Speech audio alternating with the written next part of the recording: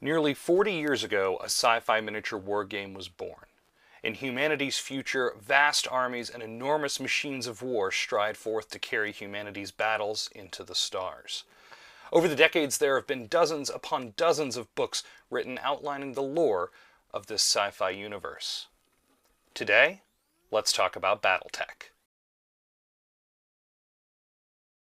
Hey there, Philip here from Manning the Fort, and if the thumbnail to this video went how I'm currently envisioning it, then it teased a sci-fi wargame older than Warhammer 40k, and Battletech is just that. Now, I was only recently reintroduced to Battletech, but my history with the game goes back about 20 years. It got re-released just a couple of years ago, but for a long time there were some pretty serious supply issues getting copies of the core game in stock, but those seem to have largely been alleviated now. So I got my hands on a copy, and it's basically just how I remember it. So if you've never tried Battletech, we're going to go over a little bit of how the game plays and who it's for.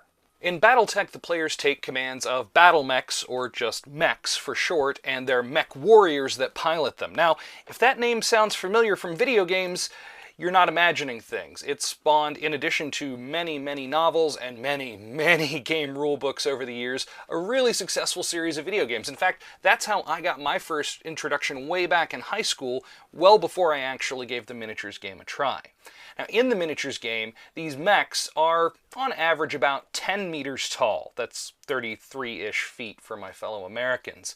But on the table, they're scaled down to something the size that we'd be pretty used to as tabletop wargamers. The battlefield itself is made up of hex mats. You often use a couple of these at a time, but they're small enough that even with two, you can pretty easily fit them onto an average kitchen table, which is really nice because with a lot of miniature war games, as I'm sure a lot of us know, space can be a real challenge. Now, when I did actually start playing the miniatures game in college, there were minis available, but they were almost all pewter, as I recall, and they were pretty pricey. And this is coming from someone who was already supporting both a 40k and a Warhammer Fantasy hobby at the time, so buying a whole bunch more miniatures really wasn't on the cards. So we used something that we had plenty of: keys. You point at the direction in the hex that the mech is facing and just kind of let your imagination fill in the rest. Fortunately, now we don't have to be nearly as theater of the mind, and the miniatures are available in plastic and quite affordable. The base box set, I believe, retails for about $60, and it comes with 8 miniatures plus the rule books and a couple mats, but they sell packs of mechs for 5 or 6 for about $30, so really pretty affordable. Kind of reminds me of what Warhammer prices were about 5 years ago. Now, in a pinch, car keys will still work, but the nice thing about things like this box, a game of armored combat, is while it has 8 of the actual plastic miniatures, it also comes with a number of pawns or standees that you can use to kind of double up on the mechs that come in that box, meaning that with one $60 box, you can pretty easily get 2 people on the table. Now, there is a beginner box for Battletech, the current edition of Battletech, but I bypassed that and went straight for a game of armored combat. The beginner box, I think, only has a couple of mechs in it. It does still have some cardboard standees, as I recall, but I wanted to get my hands on a few more of these new plastic miniatures. And the detail on them is actually quite nice, especially considering the scale we're looking at. Remember, this is supposed to represent something, well, this one would be in excess of 30 feet tall. So the detailing, considering that, is pretty good. I think some enamel washes, things like that that you might use on tanks and other things would actually look really good on some of these. And stay tuned to the channel. In fact, go ahead and subscribe if you want to see that video when it comes out and I finally get around to tackling some of these. So let's talk about the game itself. This version of Battletech, with the hexes and the movement points and all the things that we're going to touch on here, is what most people would refer to as classic Battletech. There have been a lot of iterations to turn it into more of a free-form war game like you would see in a lot of the Games Workshop products, and really just a lot of products out there in general right now, where you don't measure with hexes, you measure with a measuring tape. There is a version of Battletech that accommodates that. It's called Alpha Strike. It's named for basically when a mech unloads all its weapons at one time. That's called alpha striking, and it simplifies the rules quite a bit. As we're going to see, there's a lot of bookkeeping involved in playing a game of classic Battletech, but the nice thing that kind of balances that out is you're usually only dealing with a handful of mechs at one time, so it doesn't get too onerous. Speaking of record keeping, when you are playing a game of Battletech, each of your mechs is going to have one of these, a record sheet. The record sheet keeps track of things like what weapons the mech has, how much armor it has on various parts of its body, what weapons are stored in what parts of its body, which can become relevant because if you've got a laser stored in your left arm and that left arm gets destroyed, well, that mech doesn't have that laser anymore.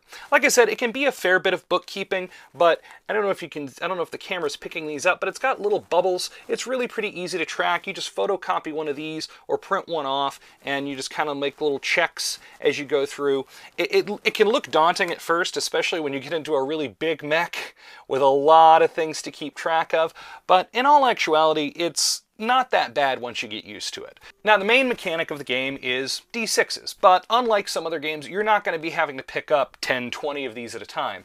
The vast majority of the time, you're rolling 2d6 to see if you succeed at whatever it is you're trying to do, whether that's shooting at someone or standing up in some cases if your mech falls over, various things like that. Now, once you do manage to hit an opposing mech with a weapon, then you roll for location to see where exactly on this 30-foot tall war machine you've managed to strike. As I alluded to earlier, weapons are stored in these various locations a lot of the time. So are things like the engines, and the mech warrior, the pilot, is almost always in the head. So taking a headshot can be really bad really fast. Fortunately, it's pretty rare for that to happen. But say the knee actuator on your mech gets blown out. Well, that mech's going to have a harder time walking around. And the rules for these are all pretty clear and pretty easy to follow. It's a lot to front load when you're first learning the game, but once you get used to it, it's pretty easy. So if you're not afraid of a little bookkeeping and are into a really interesting kind of handoff back and forth turn-based gameplay, then Battletech can be a lot of fun. Now let's get to what many longtime Battletech aficionados swear by as the defining feature of the game in many ways, and that's customization. You see, when you pick out a mech chassis, that mech is rated for a certain tonnage, and then even in the book in here, there are options for how you fill that out with various weapons and various engines and various amounts of armor, heat sinks, things like that. Now, you don't have to customize your mechs. In fact, there was probably a time 20-ish years ago when I would have felt comfortable doing that. Right now, I'm going with the bog standard models that come kind of already listed out for you in the books. But what's interesting about that is Catalyst Game Labs, who produces the current version, they seem to really be leaning in very early on to encouraging people to do a little bit of that customization, because for each of the mechs that come in this box, they give you 2 different variations on weapon loadouts. So even if you don't want to do any customization yourself, you can still get just a little bit of a taste of the options that are available to you. Now, once you do decide to take the plunge and start customizing and messing with the range and the capabilities, and whether you want to build a glass cannon or an absolute bowling ball of a mech that can just barrel across the field, there are some tools out there to help you with that. One that I found that seems pretty user-friendly is called Mech Factory. It's got a website, but it's also got an app, at least an Android app, though I think it's a web-based app, so it should be fine on just about anything, I would think.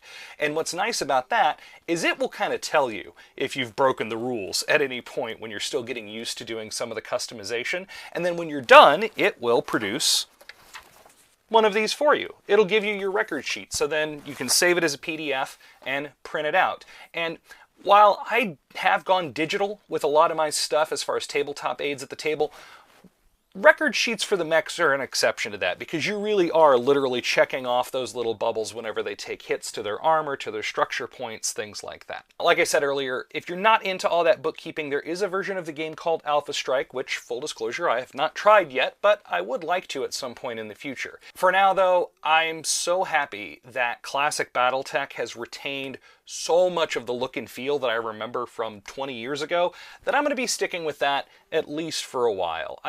It's really heartening for me to see a game that's maintained so much of its soul and so much of its legacy. And of course, there have been many, many iterations that have kind of refined things over the years, but the game really feels a lot like it did on the floor of my buddy John's dorm room playing with car keys. Also, I know a lot of people came to this channel initially for Warhammer 40k content, specifically for lore. And let me tell you, Battletech has a lot of lore. So if you're wanting to dive into a new sci-fi universe that's maybe not nearly as far into the future, but still significantly in humanity's sci-fi future and contains a lot of really thrilling and fun battle kind of scenes, then Battletech might have something for you there too.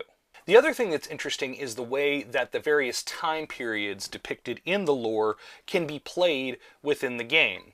Again, to use 40k as an example, we have a little bit of this, right? We've got 40k, we've got Horus Heresy, and you can kind of play around a little bit in between there if you want to, but Battletech, with all of their supplements, and there are a lot of supplements if you want to go down that rabbit hole, but a lot of those supplements are keyed to various time frames. So you can decide which time frame you're playing in, and thus what mechs are available, what weapons are available for those mechs, even what factions exist at that point. So there's a lot of customization beyond the individual mechs to even what era in this future of humanity you want to be playing in the first place.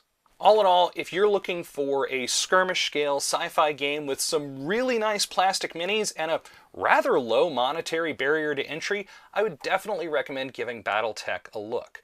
Again, this game has been around for almost 40 years. I think it came out 3 years, I could be wrong about this, 3 or 4 years before Rogue Trader 40k. So it's been around a long time, and one of the things about it is you don't hear nearly as much about it as you do Games Workshop products. And I think that's starting to change a little bit now, especially now with what I sense to be growing frustration amongst the traditional Games Workshop fan base. So if you are looking for another option, give Battletech a look.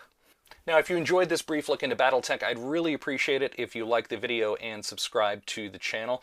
I've been on a bit of a hiatus. I've been kind of busy over the last month or so, but things are starting to get back to normal, and I'm hoping to get back on a more regular video posting schedule.